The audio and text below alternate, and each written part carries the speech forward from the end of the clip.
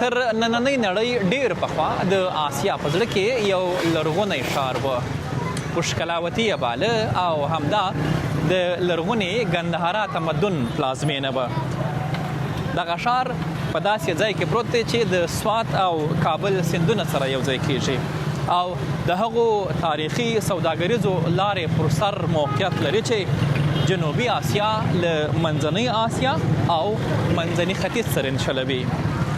دلته له هخامنشي امپراتورۍ نیولې بیا د سکندر مقدوني تر لښکرو او د موریا او کوشاني امپراتوریو پورې سترو واکمنو خپلې تاریخي نقشې پرېښې دي. نن ورته چارسده وایي. د همدې چارسدې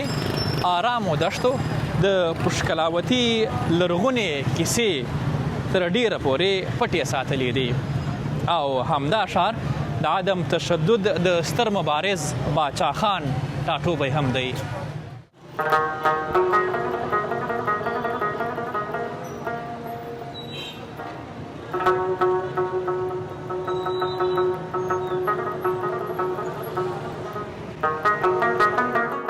چارسده د پاکستان په شمال کې پرته ده او د خیبر پښتونخوا له ایالتي پلازمینې پېښور شاوخوا 10 کیلومتره لرې ده.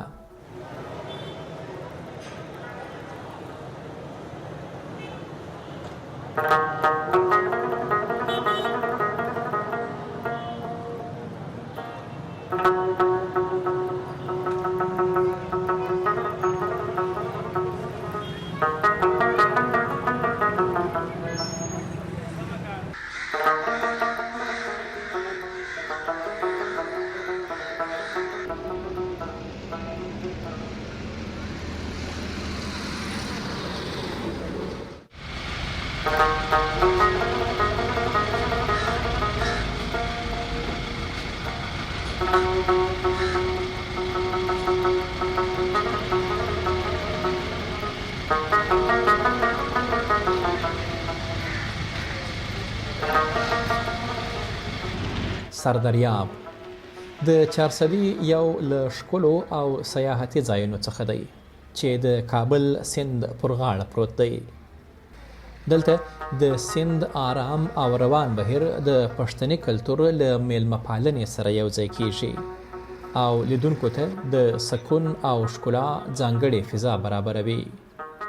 دا ځای له پېښوره هم په لږ واټن دی ځکه نو د کورنیو او سیلانیانو لپاره یو مشهور تفریحي ځای بلل کیږي.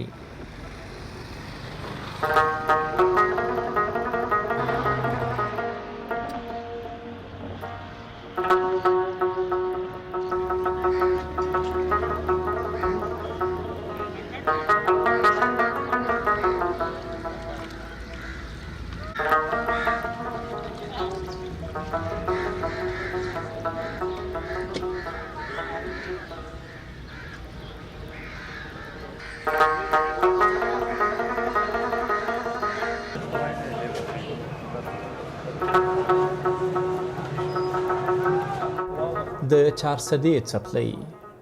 هغه دودیز پیزار دی چې نه یوازې په پښتونخوا کې بلکې د نړۍ په هر ګوټ کې د پښتنو ترمنځ ځانګړی شهرت لري. دا څپلۍ د خپل ساده خو ښکلي ډیزاین او کلک خو هوسا جوړښت له امله پیژندل کیږي. ځایي هنرمندان دا څپلۍ په ډیر مهارت او ځیرکتیا په لاس جوړوي او د خپل هنر له لارې د پښتني دود او کلتور یو ژوندی انځور وړاندې کوي.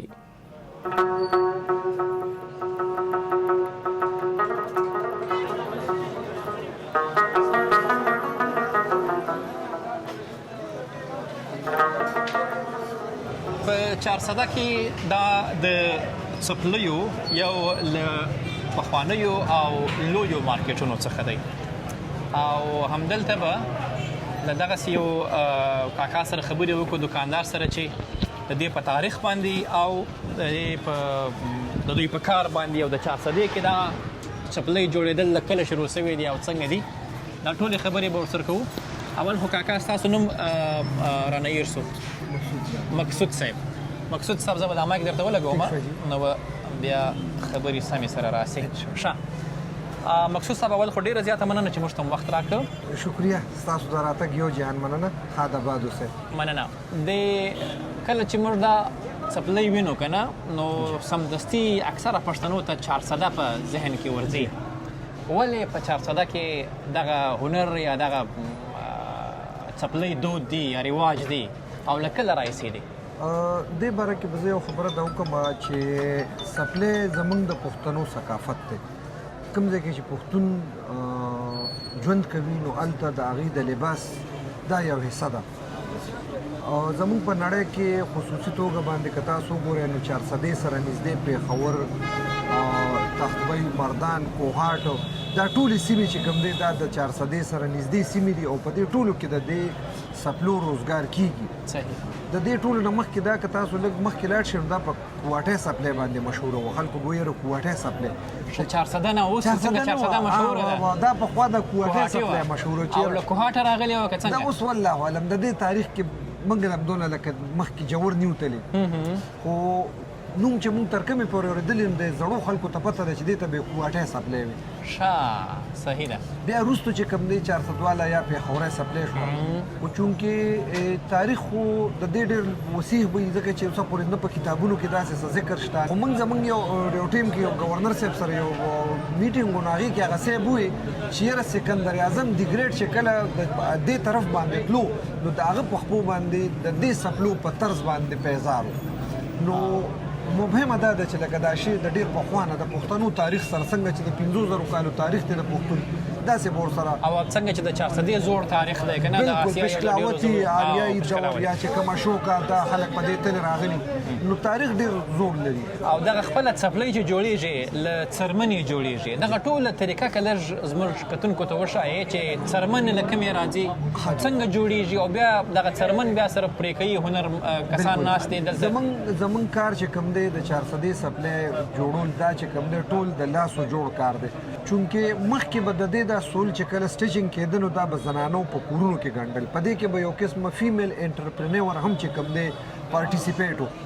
چونکې وخت تېرېدو سره د مشیندرو دور راغی، لږ داسې مشینان راغله چې په هغې کې چې کوم سول به زموږ زنانه خویندو میندو چې کوم دی فرض که په ګینټه کې بیا ګنډه هغه په مشین کې چې کوم دی په سکندونو کې راتاو شي نو هغه لږ جدت هم په څپلو کې راغی.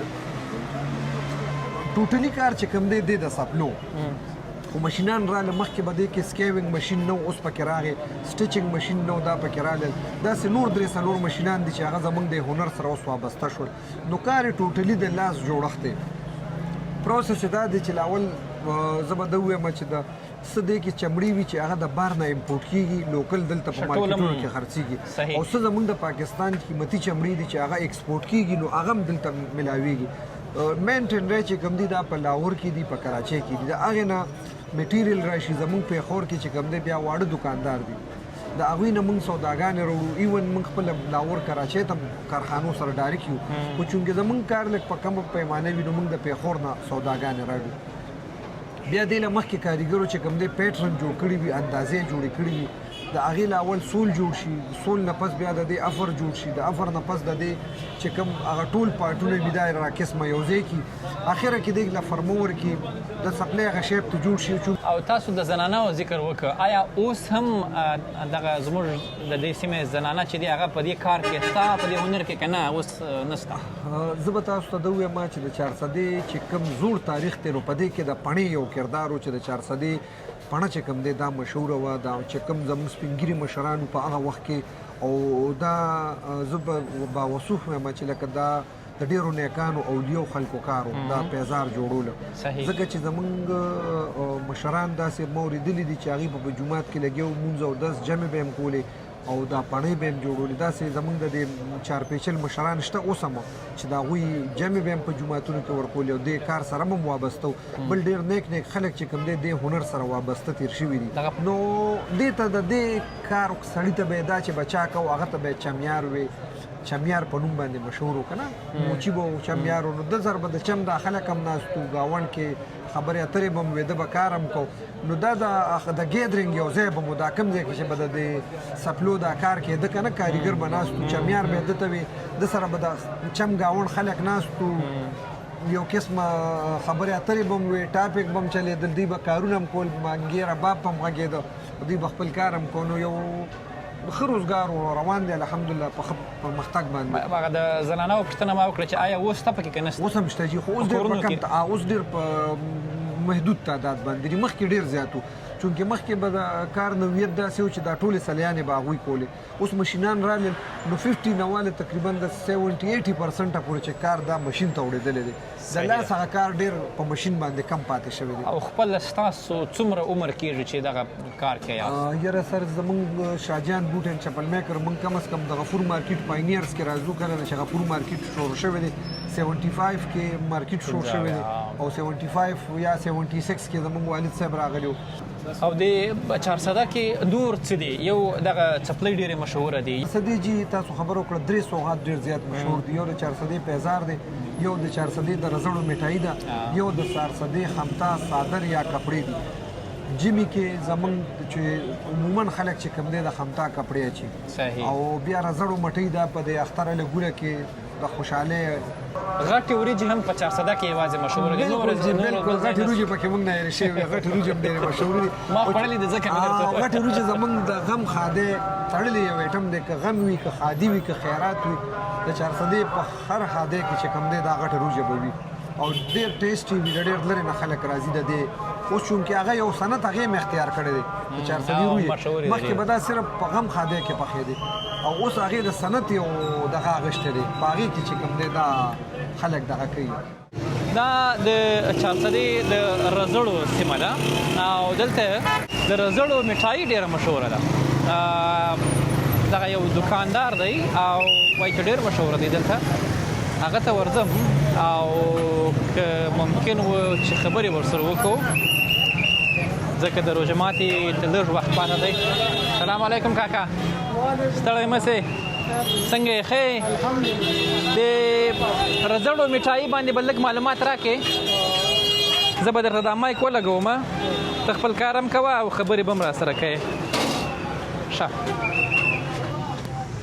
اول خو کاکا که خپل نوم راته واخلې نوم دې څه دی زما جو سراج محمد صاحب د رزړو میټایي ولې ورته وایي او دا څنګه جوړیږي او ولې مشهوره ده او یوازې په 400 کې مشهوره ده که نه پښتونخوا نورو سیمو ته هم ځي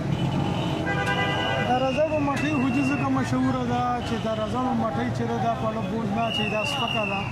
دویمه خبره دا ده چې په رزړو کې چې دا مټۍ چې جوړه کړې چاچا اسرارالدین جوړه کړې صحیح ده او رجل مټۍ ورته ځکه وایي چې رجل د دې کلي نوم دی ټیک ده او دا ډېره خوندوره کیسه ده چې هم میټایي ده او هم په زړه بوج نه اچوي بالکل که نه دا جوړیږي څنګه طریقه کار یې څنګه دی طریقه کار د دې دا دی چې دا غوړي چینی میده او که دا په دې کې جوړیږي اول خمبران تیار شي بیا کټ شي بیا کړو کې دا سره شي د دې نه هغه دغه وځي مکمل په غوړو کې وچه شي بیا تقریبا 24 غنټې پس چې دې د دې نه غوړي مکمل وځي وساسي 24 غنټې پس دې بیا چینی ورکړي تاسو یوازې په 400 کې خلکو ته ورکوئ خلک درته راځي مینهوال یې که نه پښتونخوا له نورو سیمو هم راځي بهر ته یې ماستوئ دغه ټوله کیسه راته وکړئ دا مټۍ خو چې دی نو دا یوازې په رزړو کې نه په 400 کې نه بلکې په غیر ملکونو ته هم ځي صحیح زموږ په KPK یوازې نه د پنجاب ته ځي لاهور ته ځي لکه لاهور ته ځي نورو ملکونو ته ځي UK ته ځي امریکې ته ځي هر ځای ته ځي زموږ مینهوال هر ځای کې شته